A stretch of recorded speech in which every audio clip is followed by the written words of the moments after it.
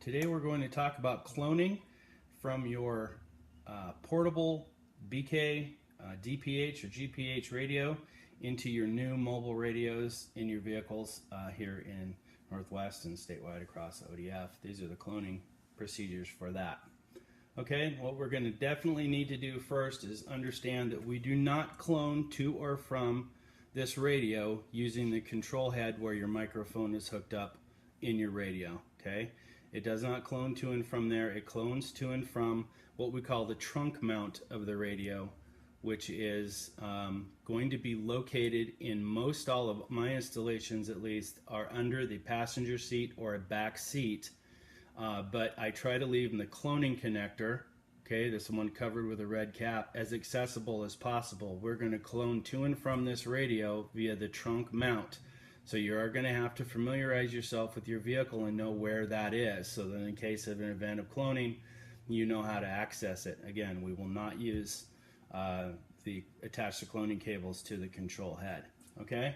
The second very important and kind of rare thing that we're going to need is one of these multi-connector cloning cables.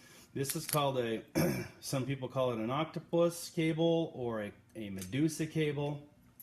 It is different than your legacy cloning cables that we see that clone from a portable to a portable. Okay, this is kind of a proprietary item. Most districts will have maybe a few to several of these, depending on what their needs are. They are fairly expensive. In the end of 2016, these cost $357 a piece.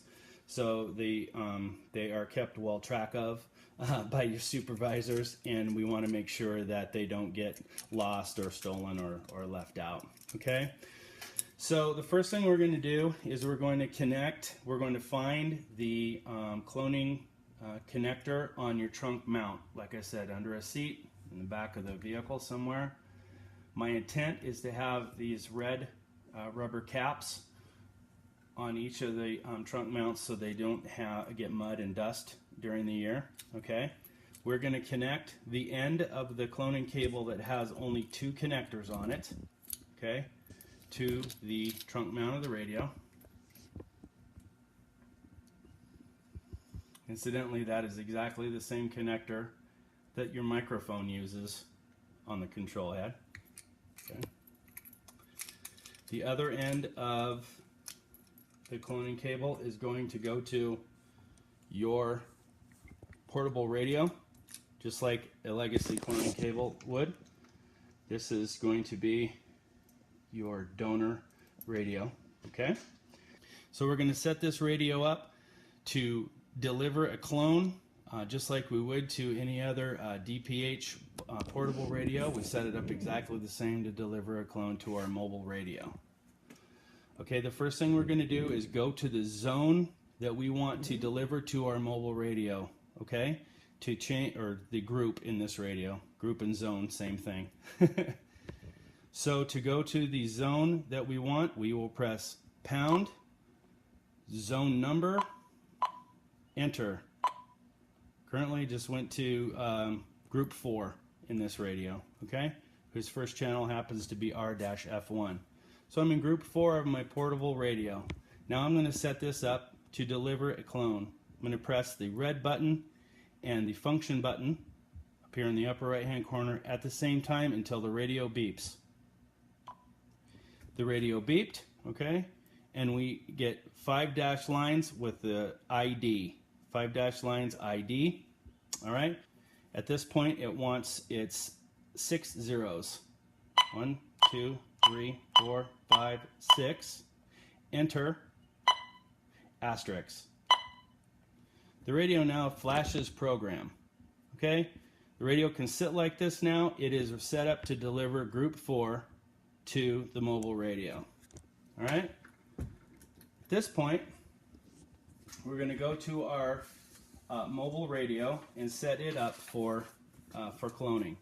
To do that, we're going to go to the zone that we want to clone into. Now, in these radios programmed in the Northwest, if I go to zone select, the last channel or up to 3 channels, depending on how old your program is, will be clonable channels. You cannot clone into any channels that are set up for your normal everyday use. I've locked them out. So you cannot clone over the top of any usable groups or channels. So starting with zone 12 and possibly 13 or 14, these will be the zones that you want to clone into for this radio. Okay? When we press the enter button to go into the zone that we want to clone into, okay? This one happens to be named clone here. We're going to go to the menu button at this point. Press menu, and we're going to arrow to step number 5 there in the menu list. Line item 5, cloning. Okay? And press enter. If you're cloning from a portable radio into the mobile, okay, you're going to select enter destination clone. Option 3, arrow down to enter destination clone. Okay, you're going to press enter. It'll say destination clone mode waiting. This is where you're waiting to tell your portable radio to send its information to the mobile radio. You do that by pressing the function key on the portable. It is now taking the clone from the portable and putting it into your mobile radio. The mobile radio will shut off, start back up again in the zone that you just cloned into the mobile. Okay? So as you can see, the first channel is now RF1, RF3, Forest Grove Direct. It will look exactly the same as the channels that you have in your portable radio. Now keep in mind, since the portable radio only has 16 channels per group, every zone that you use up as a clone in your mobile radio will only have 16 channels in it. Although the mobile radio is capable of carrying many more channels than that per zone, it will not, because the information it gets from the portable is only 16 channels. Therefore, there is probably cause to add more clone groups into your mobile radio for those times when you need to clone more than one group.